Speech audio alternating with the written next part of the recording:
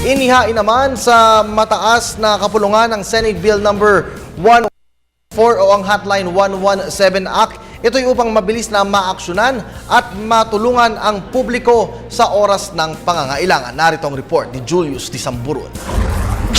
Sa oras ng kaguluhan, sa oras ng kagipitan, isa lang ang malalapitan, ang mga otoridad na handang umagapay sa kanyang mamamayan.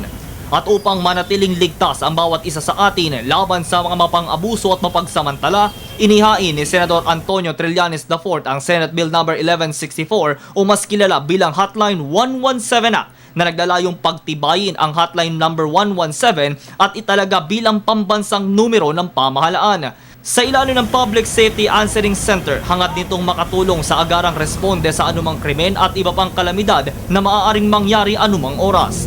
Ayon kay Senador Trillanes, kailangang pagtuunan ng atensyon ng antas ng pagbibigay seguridad sa lahat.